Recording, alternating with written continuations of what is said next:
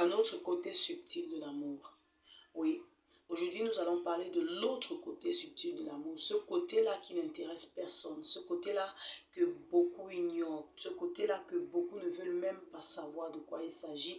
Ils se contentent juste de se dire je veux quelqu'un qui va m'aimer comme je suis. Je veux quelqu'un qui va être avec moi, qui va me supporter, qui va supporter toutes mes caprices, qui va céder à toutes mes pressions et ainsi de suite. Alors, j'ai une pensée de Platon à partager avec nous aujourd'hui. Platon dit que choisis pour compagnon quelqu'un qui est meilleur que toi. Tu n'as pas besoin de quelqu'un qui t'aime tel que tu es, mais quelqu'un qui t'élève, qui te pousse à grandir de jour en jour. Et effectivement, c'est ce qui devrait être.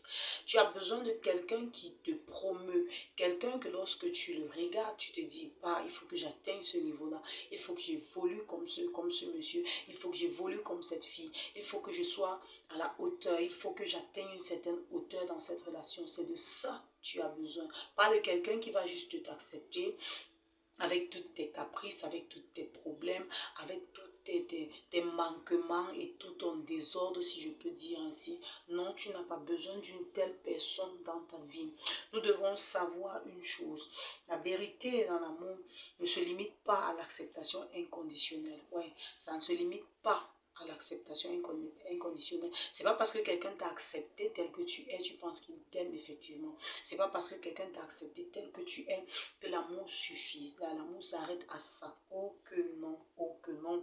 Il se nourrit d'admiration mutuelle, cette force subtile qui invite au dépassement de soi. L'admiration mutuelle, ce que tu admires chez l'autre, qui te pousse à te faire évoluer, qui te pousse à donner le meilleur de toi-même, qui te pousse à vouloir progresser dans tous les domaines, que ce soit dans le domaine éducationnel, que ce soit dans le domaine financier, que ce soit dans le domaine spirituel, que ce soit dans n'importe quel domaine de la vie, tu as besoin de quelqu'un qui te pousse à te surpasser en fait. Il dit ainsi, l'être que tu choisis pour partager ta vie devrait incarner des qualités qui te manquent, non pour te rappeler tes failles, mais pour t'aider à les combler. Donc, il devrait incarner, si tu penses que tu manques quelque chose de spécial, par exemple, il y a des personnes qui manquent la patience. Ils n'ont pas cette capacité, ils n'ont pas cette habileté à être patient, à être fort patient même.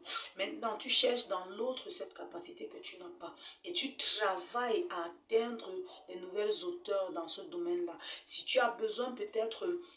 Si tu as des manquements, genre financiers, genre spirituels, tu regardes un compagnon qui est spirituellement plus élevé que toi et tu te dis chaque jour je dois atteindre ce niveau. J'ai aimé une réponse de Beverly Angel, je pense, pour ceux qui ne la connaissent pas, c'est l'épouse du prophète Hubert Angel. On lui pose une question un jour, pourquoi est-ce que tu as accepté d'épouser ce monsieur? Pourquoi est-ce que tu as accepté d'épouser ton mari? Elle répond que je voulais connaître la dimension du Jésus qu'il connaît. Je voulais connaître Jésus au niveau en fait, elle voulait avoir une relation avec Dieu telle que celui-là. Donc, elle se rendait compte que sa relation avec Dieu était à un niveau un peu plus bas. Et elle se dit, ok, si je me mets avec celui-ci, je pense qu'il va être utile pour ma croissance spirituelle. Il va être utile pour ma croissance, pour mon évolution spirituelle.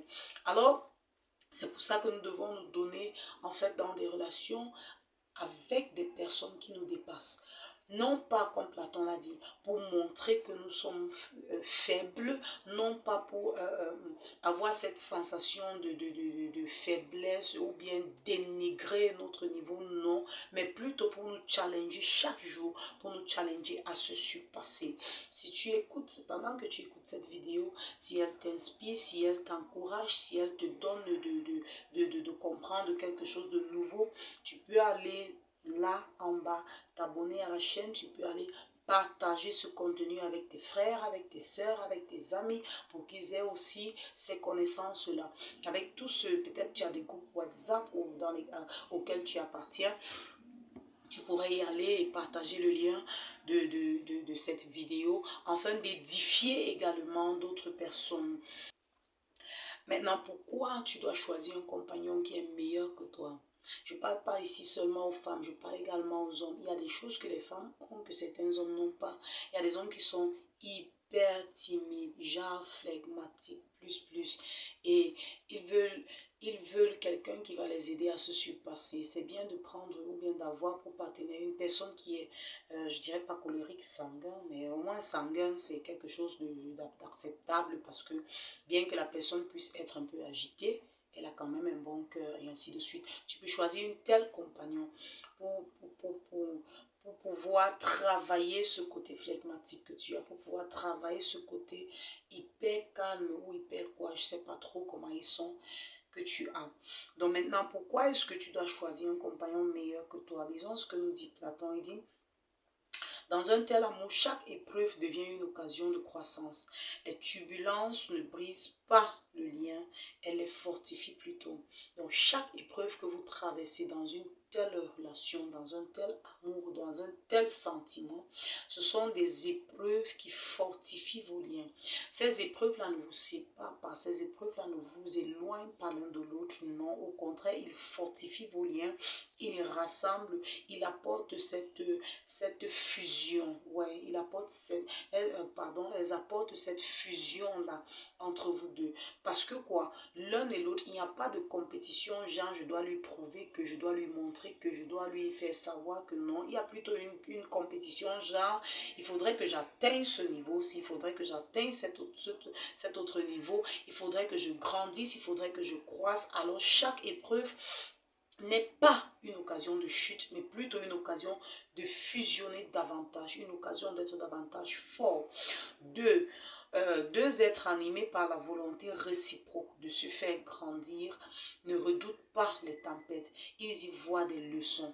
Donc à chaque fois qu'il y a une tempête dans votre relation, si vous avez pour objectif de vous challenger à la croissance, vous voyez dans cette tempête-là plutôt des leçons. Vous vous dites, ok, après ceci que nous avons traversé, qu'est-ce que nous avons appris de nouveau, qu'est-ce que nous avons découvert, qu'est-ce que nous avons vu que nous devons travailler davantage pour améliorer à la perfection, bien qu'il n'y ait pas de relation parfaite, pour améliorer à la perfection notre relation, pour aller de mieux en mieux ou de meilleur en meilleur dans notre relation à deux ou bien dans notre relation de couple.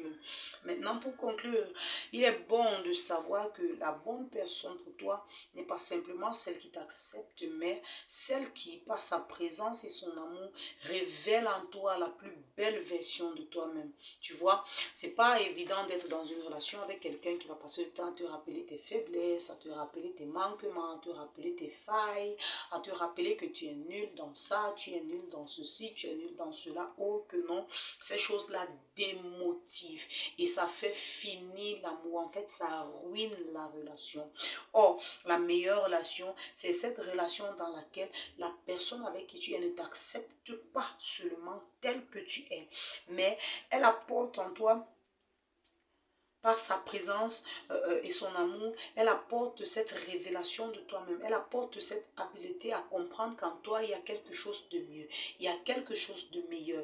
Même si tu batailles avec un comportement, même si tu te bats avec une attitude, je ne sais pas trop quoi, avec même un état de santé. C'est très important d'avoir quelqu'un qui puisse te dire non, cette maladie n'est pas à la mort. Cette maladie, c'est pour la gloire de Dieu. Cette maladie n'est pas à la mort. Cette maladie, c'est une maladie qui en fait est là pour une raison, pour une autre, je sais pas trop quoi moi, mais je sais que la meilleure relation dans laquelle tu puisses te trouver est celle dans laquelle le meilleur de toi est révélé, le meilleur de toi est exposé, la meilleure version de toi est révélée au grand jour, non pas seulement aux yeux du monde, mais à tes propres yeux. Tu sais pas comme c'est merveilleux de savoir qu'il y a quelque chose de bien en toi, tu sais pas comme c'est merveilleux de découvrir par toi-même qu'il y a quelque chose de magnifique en toi. Alors voilà ce que je voulais partager avec nous aujourd'hui et franchement cette pensée, quand j'ai eu à traverser cette lecture aujourd'hui, j'étais tellement édifiée. Je me suis dit non, pourquoi ne pas partager ceci avec mes frères, partager ceci avec mes soeurs, partager ceci avec mes abonnés pour qu'ils puissent savoir que la relation idéale n'est pas comme on l'a toujours pensé, la relation dans laquelle on t'accepte tel que tu es. Si tu as grandi chez vous avec des mauvais comportements, on doit se dire oh que non, elle a grandi ainsi, il n'y a rien à rectifier. Oh non, non, non, ça jamais. La meilleure relation est celle dans laquelle tu évolues chaque jour, tu grandis chaque jour. Quelqu'un a dit un homme qui ne lit pas est un homme qui ne grandit pas.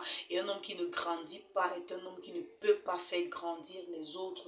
Alors si tu te dis, ok, moi moi, je suis tel que je suis, hein, je m'en fous, je m'en contrefiche, je ne cherche pas à évoluer, je ne cherche pas à changer, je ne cherche pas à donner ou bien à devenir une meilleure version de moi-même. Tant mieux pour toi, mais je me dis que ce n'est pas la meilleure attitude là.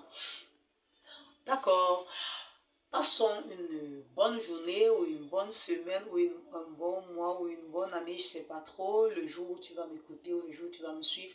Mais je t'invite vivement à t'abonner à notre chaîne. Va là en bas, clique sur j'aime, clique sur la cloche qui s'affiche là en bas.